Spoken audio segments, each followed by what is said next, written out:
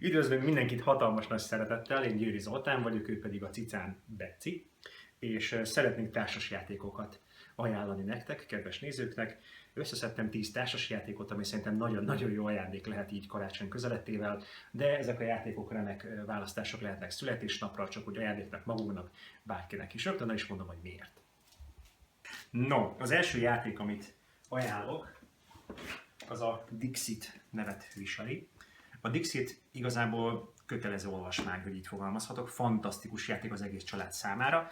A játékban gyönyörű szépen megrazott kártyák vannak, és a játékosok ezeknek a kártyáknak adnak különböző címeket, se túl egyértelmű, se túl elvontat, úgyhogy a többiek megpróbálják majd kitalálni, hogy a letett kártyák közül melyik az, amelyik a kártya címet adó játékoshoz tartozik. Nincs két ugyanolyan játék, gyönyörű szép világa van, nagyon elgondolkodható, közelebb hozza a játékosokat egymáshoz.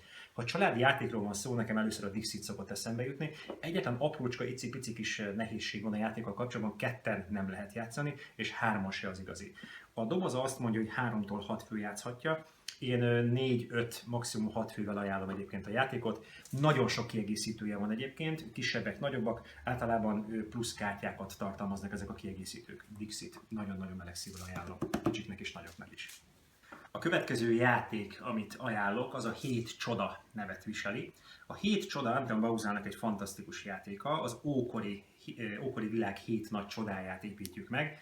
Nekünk ez a játék nincs meg jelen pillanatban, azért, mert bár rá van írva a dobozra, hogy 2-től 7 fő játszhatja, ketten nem igazán jó, ezért is adták ki nemrégiben a Seven Wonders Duel, a 7 csoda párbaj változatát, nekünk még az eredeti angol kiadása van meg, ez a játék fantasztikus. Hogyha nagyobb létszámmal játszátok, akkor az alap 7 csoda játékot ajánlom, de hogyha ketten szeretnétek nekifutni az ókori világ izgalmainak, akkor a 7 csoda párbajt, a Seven Wonders Duel játékot ajánlom meleg szívvel. Igen, mint a pólóm is mutatja, rajongók vagyunk. Tehát elképesztő stratégiai lehetőségek vannak benne. Odafigyelünk egymásra, nagyon különleges és egyszerűen megtanulható az a mechanizmus, amit használ a játék. Úgyhogy a 7 csodával, hogyha a családi játékról van szó, nem nagyon lehet mellé nyúlni. Ajánlom. És most jöjjön a csiszolt gyémánt, a Splendor, hatalmas nagy kedvencünk. Kicsiknek és nagyoknak egyaránt a játék azt mondja, hogy 10 éves kortól én láttam már 7 éves nagyon ügyesen játszani a Splendorral.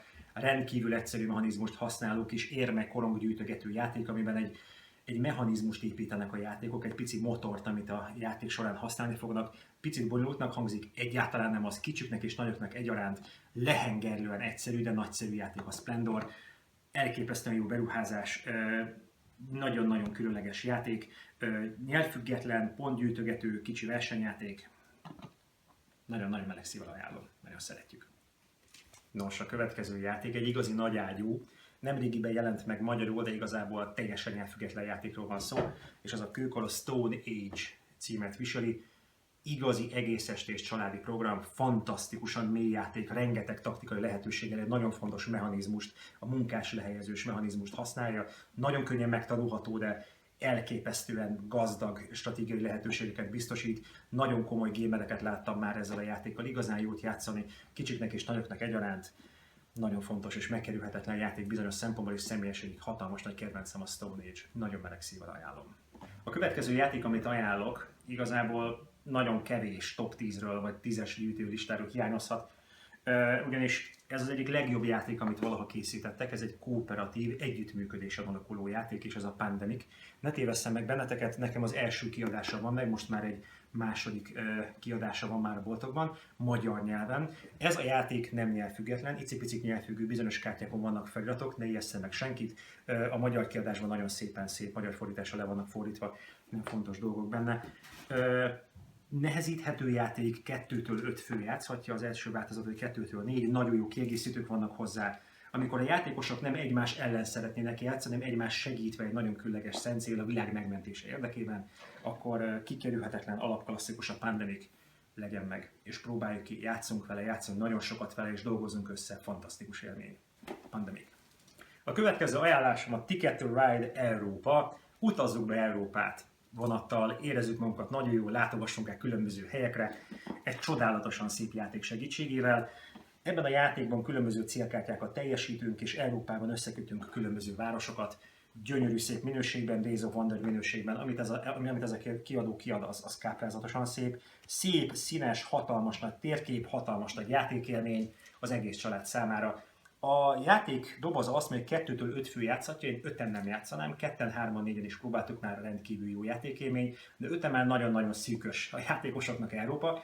De hogyha igazi, nagy, szép, nagy mosolygós karácsonyi ajándékot, egy nagy karácsonyi ajándékot szeretnénk, akár magunknak, akár másoknak, a Ticket Ride-on nem nagyon lehet mellélőni. Nagyon sok változatot megélt már, van egy amerikai térkép, van az Európa térkép, van egy Nordic Countries, ami az északi országokba kalauzol, mert minket van Ázsia, Afrika, India, rengeteg kiegészítő van. Én leginkább az Európát javaslom, ez a legjobb.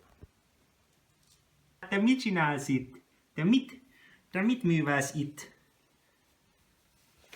Köszönöm, hogy segítesz nekem, úgy köszönöm. No, a következő. A Carcassonne. Az egyik legöregebb játék mindközül, amit most bemutatok, ez egy 2001-es évjátékadíjat elnyert játék, Carcassonne. Franciaországban járunk, és Franciaországban Carcassonne várát építjük fel közösen a többi játékossal. Az igazi egyszerű, de nagyszerű kötelező olvasmány, hogyha egy olyan játékot keresünk, ami biztos, hogy a nagymama is fog tudni csatlakozni, és az 5 éves unokahölgy is nagyon szívesen elő is pakolgatja majd a lapkákat. Mindenkit leültet egy közös asztalhoz, elképesztően sok kiegészítőt és elképesztően sok változatot megért már ez a játék. Nekünk ez a 10. évi jubileumi kiadással meg, általában ilyen négyzet alakú vagy ilyen téglalap alakú kockadobozban szokott szerepelni a boltok polcain, meglehetősen sok helyen beszerezhető, teljesen mindegy, hogy melyik változatot vesszük, meg ugyanazt a mechanizmust használja. Fantasztikus játék a Carcassonne, nagyon meleg szívvel ajánlom, hogyha igazán biztosra szeretnék menni, ami mindenkinek tetszeni fog, akkor az a Carcassonne, nem lehet mellélőni vele, hajrá! A következő játék bemutatása előtt szeretnék egy picit beszélni arról, hogy ha már társasjátékokban gondolkodunk, akkor ez egy fantasztikus dolog, mert az egyik legszebb ajándék szerintem, ami adható, hogy embernek az a társasjáték. És sokaknál látom azt, hogy nyitottak a társasjátékok felé, állnak a társasjáték volt polcát, és rengeteg játék volt, és nagyjából szemmagasságban szoktak lenni a monopolik. És sokan információ hiány mit ismer a monopolit is, és megveszi a monopolit. Az egyik legrosszabb döntés, ami hozható. Én mindenkit nagyon szívesen lebeszélnék arról, hogy monopolit vásároljon, ha már társasjátékban gondolkodik. És a következő játék, amit ajánlok, az a mit vegyünk, ha nem monopolit játék, vagy gondolkodó körnek a nyertese, és ez pedig az Alhambra. Az Alhambra mindent megad, amit a Monopoly megadhat. A Spodja, Bobos és Csillagok háborújás verziót leszámítva, tehát egyetlen egy a Monopolynak a rengeteg témát megélt, de minden szempontból az Alhambra torony magasan veri a Monopolyt, minden mechanizmust megad, ami számunkra érdekes lehet ebből a pénzmenedzsment, építkezünk, menedzseljük az épületeinket témából. Az Alhambra az egyik legjobb játék, ami a pénzhasználat, különböző kis versenyek, különböző kis alhambraépítős világot jelenti. Fantasztikus játék, nagyon sok helyen beszerezhető.